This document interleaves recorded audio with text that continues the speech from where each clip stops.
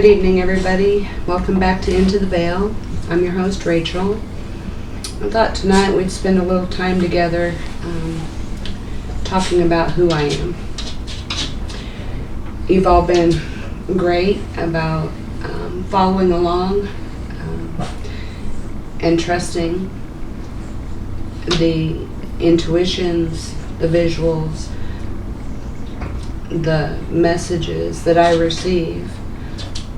But I thought it was noteworthy to spend some time together because I realized that we really hadn't talked about it, and I'm getting a lot of emails and questions wondering about capabilities, about how I get the information that I get.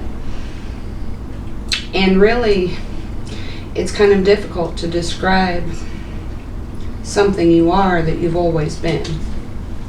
But I'm going to try. First and foremost, I consider myself an empath. It has probably had the heaviest weight on my life experience. We did a video on empaths and all the different types of empaths there are. I am a combination of many. With that said, what that means is that I feel energy easily, too easily sometimes. When I work with individuals, I find that there is a part of my spirit that travels to the individual that I'm working with, at least enough that I can feel them, their space, and what might be genuinely going on in their surrounding space. Often it enables me the ability to feel on their body what might be out of line and causing them sickness or injury.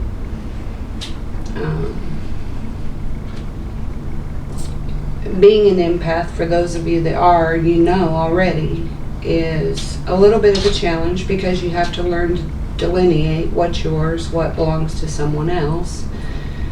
But it's also a facet that I use to feel and work with beings from other dimensions, whether those are loved ones that have passed on, spirit, guides, angels. As of this last year,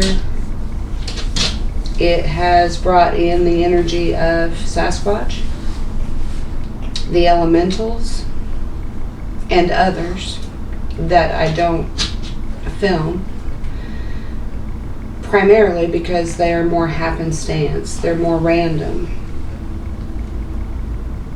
All of these energies come from a consciousness. Some of that is their own type of consciousness.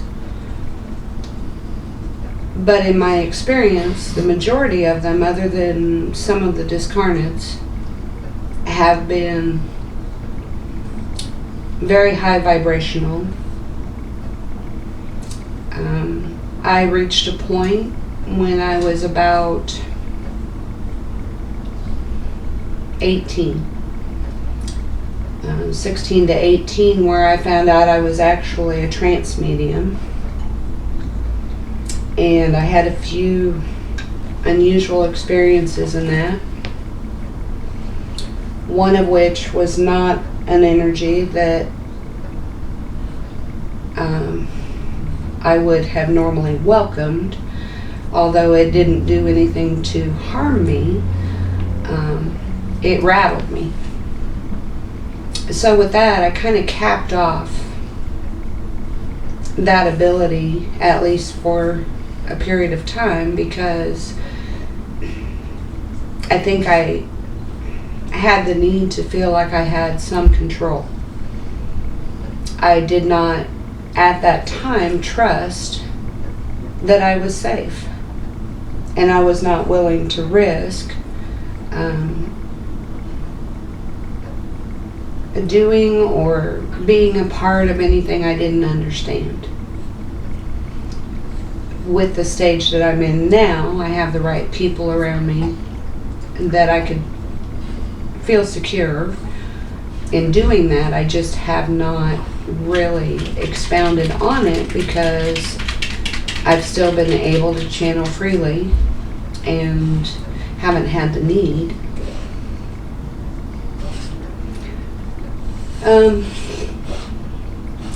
These higher dimensions, part of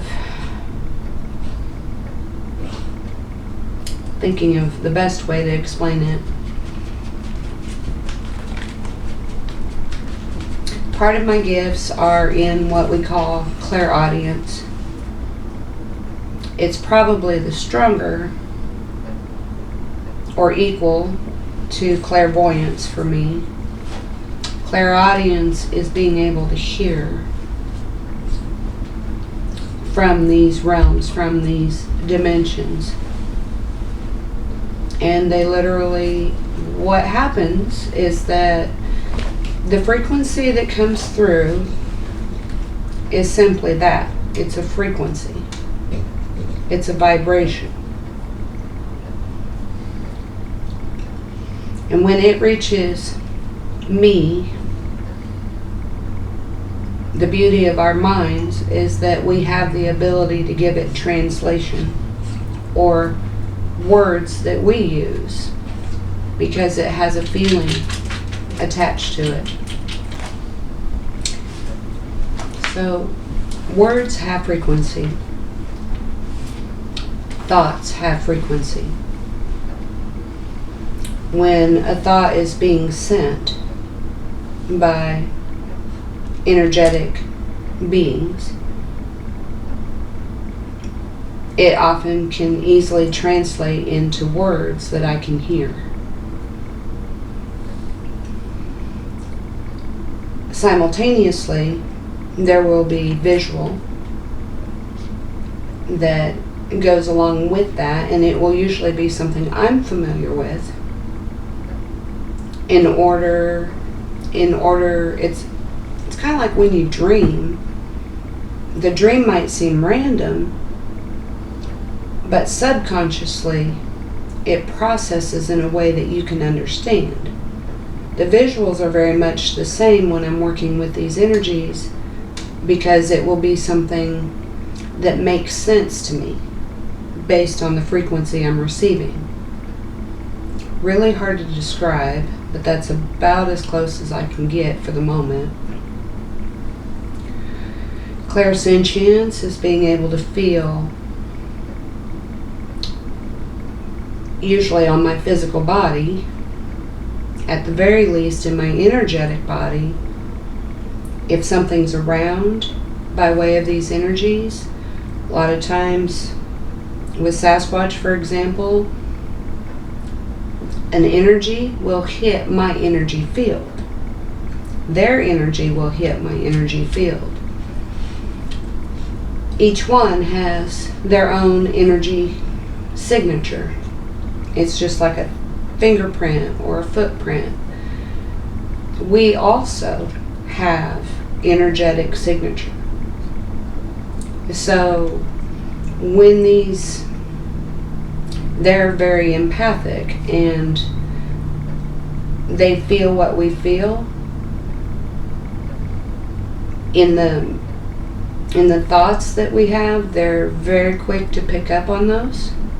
If we have conversation about something, it's even stronger in the frequency, and they can pick up on that. Same thing with the elementals. Elementals and Sasquatch are a little bit different, but they also can communicate, especially about nature, especially about our connection with these things in nature.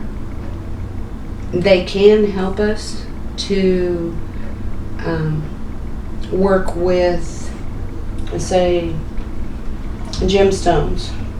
I keep a variety of gemstones. These are quartz. But not only does the stone have its energy, its sense of spirit about it, its own consciousness, but if I were having trouble working with a stone, particularly, it would not be unrealistic to appeal to elemental energies to help me connect with something that they treasure, something that they take care of.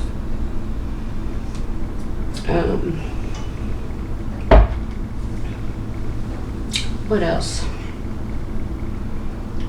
Sometimes during different channeling sessions or Mindspeak, pictures will form, like a short stream of video or an image or something that is relatable to you or to I. And we're blessed because Ken and I are the same in that regard. My gifts are a little bit different, but we are able to bounce off of each other and make sure we're both receiving the same feeling, especially the same thoughts. And normally we'll be really, really close in what we're getting. And it's just confirmation for us. And with the forest people especially, that's very important, and it's really been implemental for us to be able to double check ourselves and be able to really ask the right questions about them.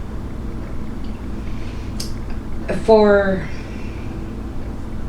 energetic readings, a lot of times Spirit is exceptional in pulling back layers, because body, mind, spirit,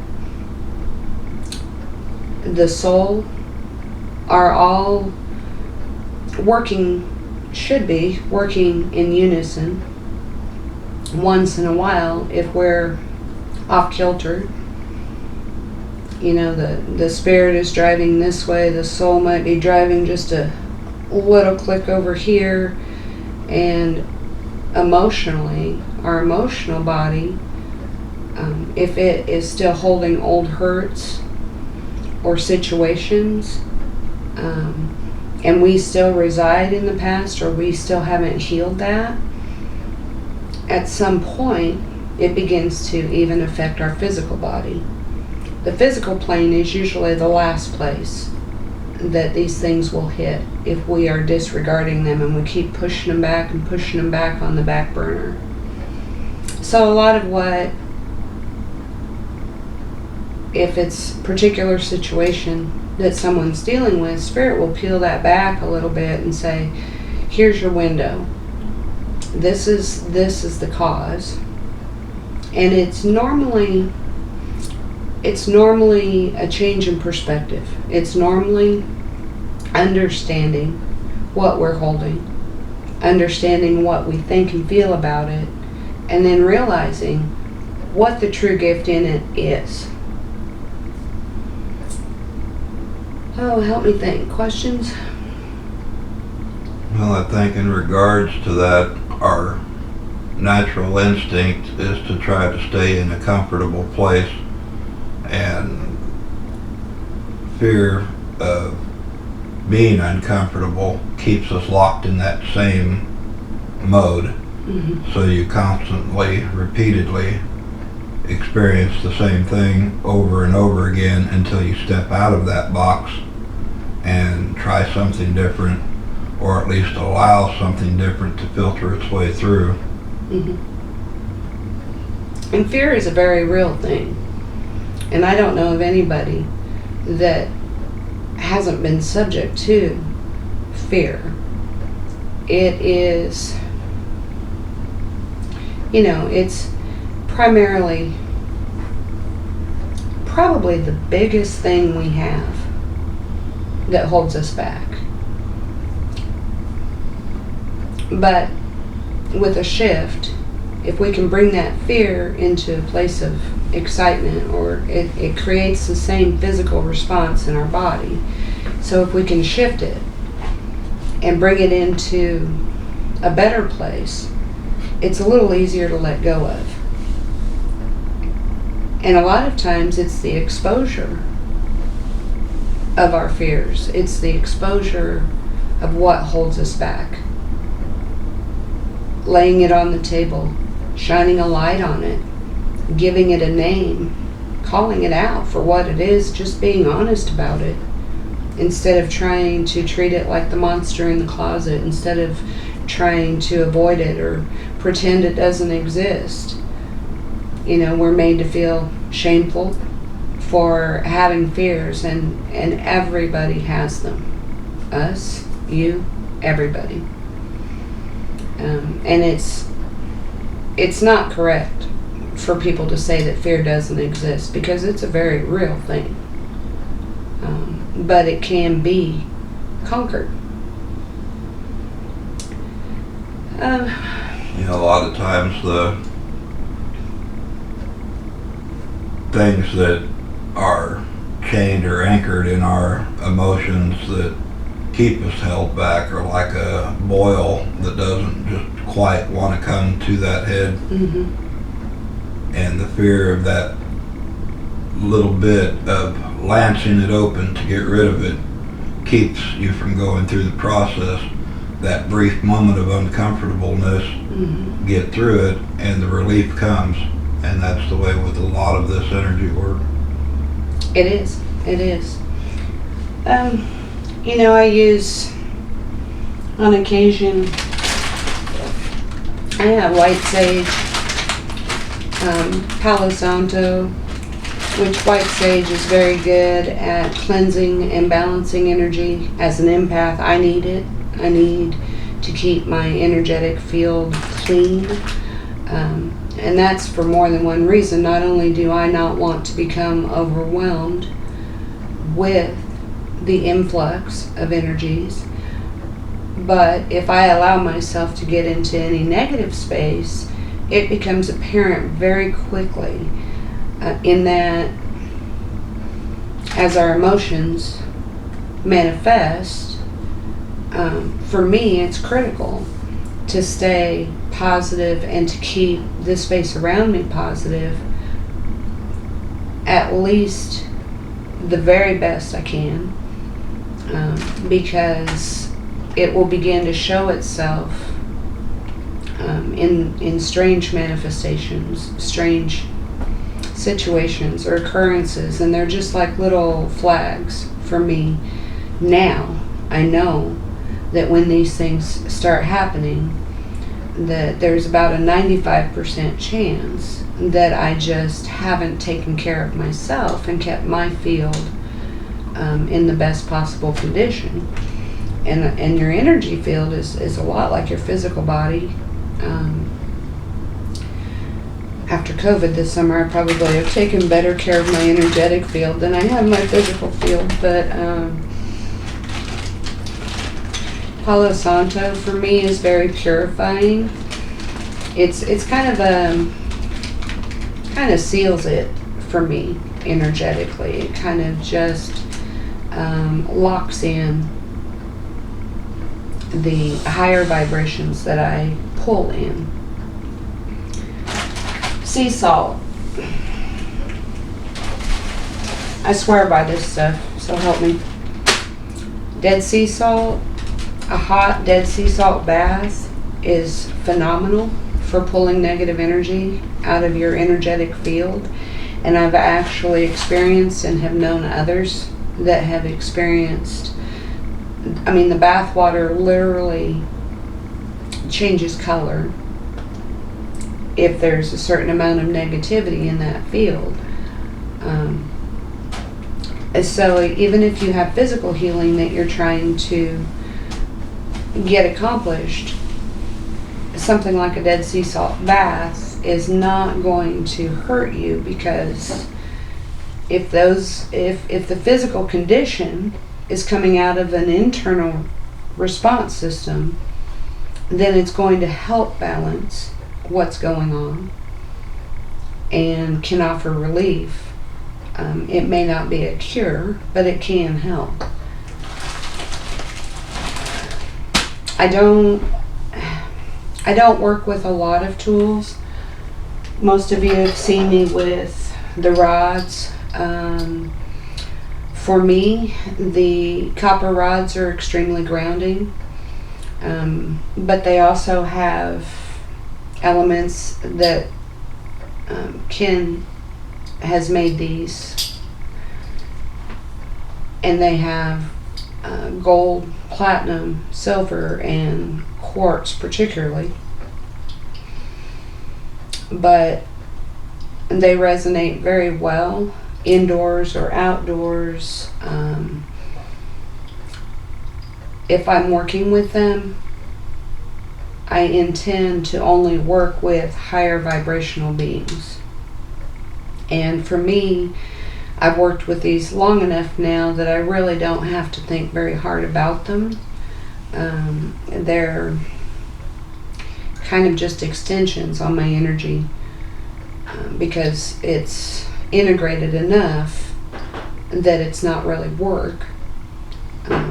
It's simply, if I wanted to ask a yes or no question, please show me yes. It's going to go over my heart space. Please show me no. Generally it points behind me. Often when we're in the woods, they'll seek like this. And right now, because of me and because of the work that I have done with the rods, they are always seeking for the higher vibrational energy, and they can be trained for that. Rods become very personal. You can also use pendulums and things like that. I don't, but I just don't resonate with them specifically.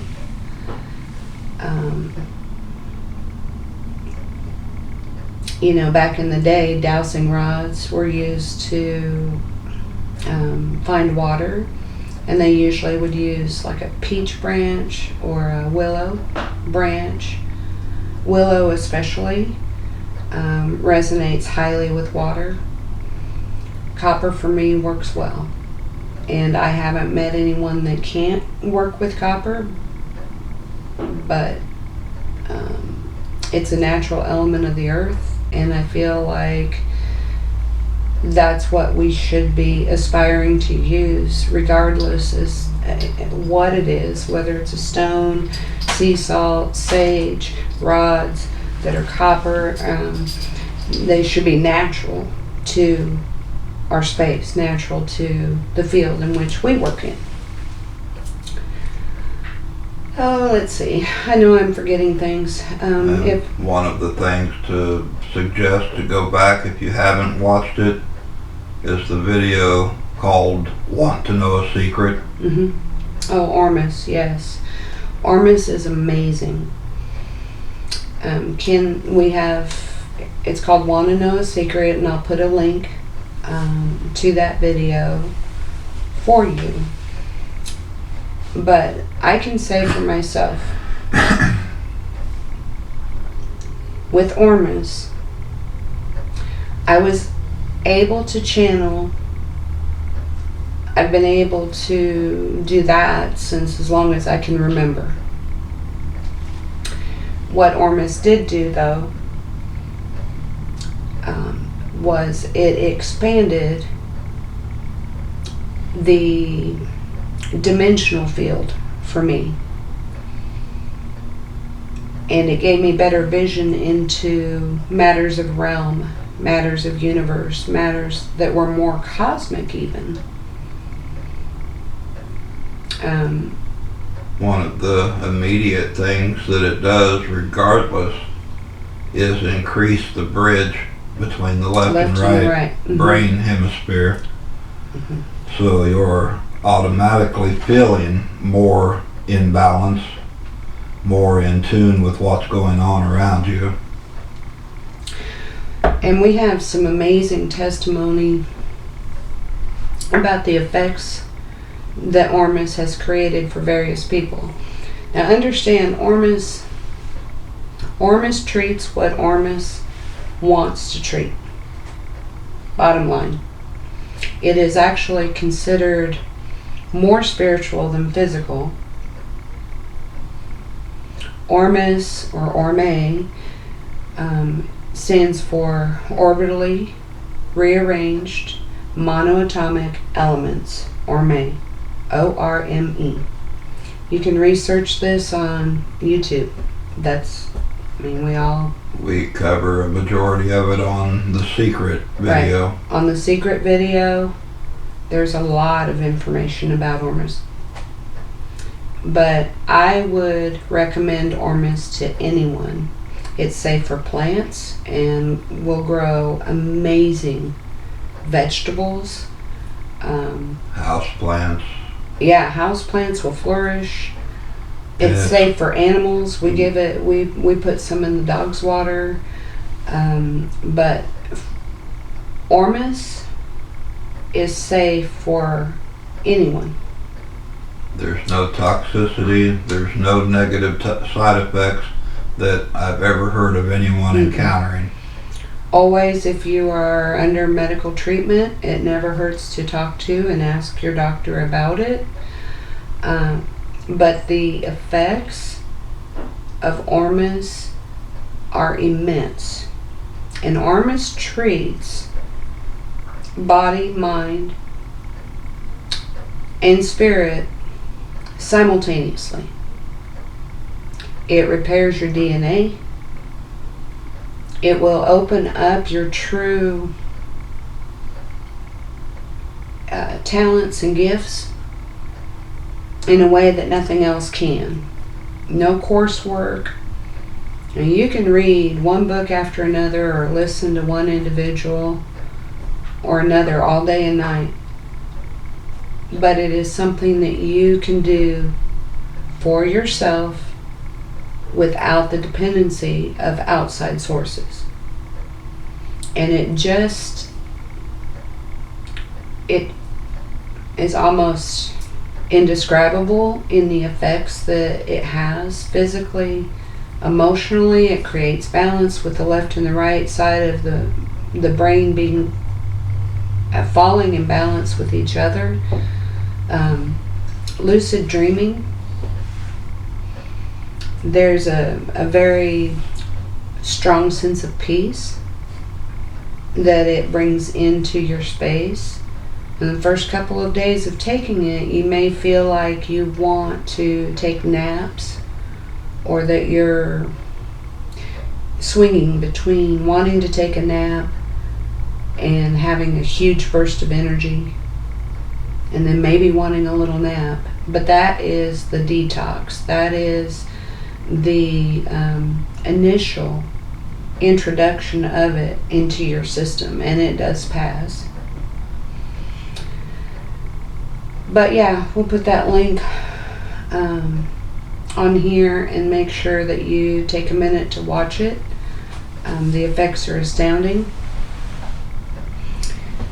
There's so many things when it comes to metaphysical or the spiritual aspects of who we are.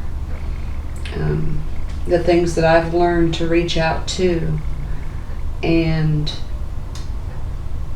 I've grown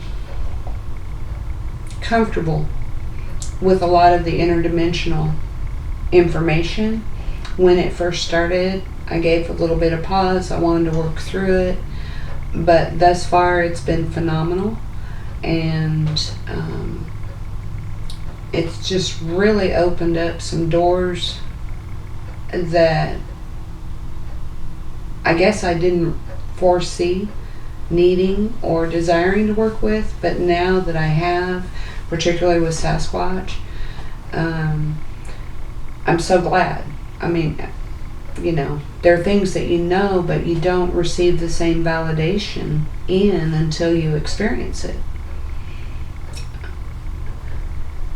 I think in a future video, because it's too in-depth and detailed to go into it tonight, but I'd like to talk about the deep breathing exercises and oxygen therapy, and how people that suffer with cancer and suffer with diabetes have a high pH, a very acidic system.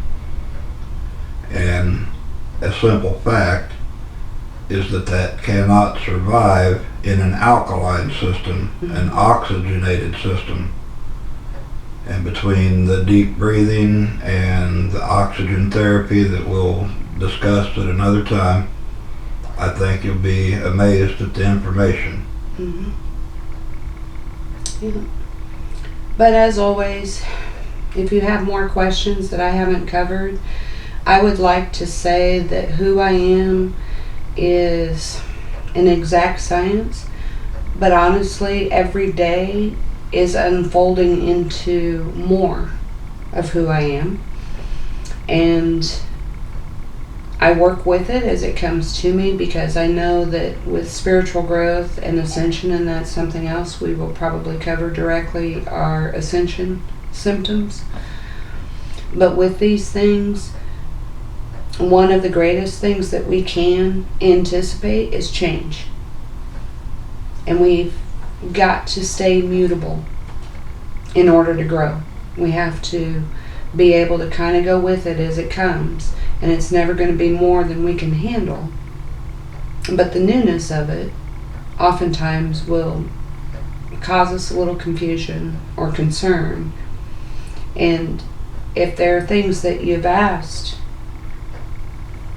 about or asked to be able to open up within yourself, chances are good that you're ready for that. If you need help, reach out to me and we'll set something up, or I'll try to get you as much information as I possibly can. But certainly ask simple questions in the comment section. I'll put a link to the Ormus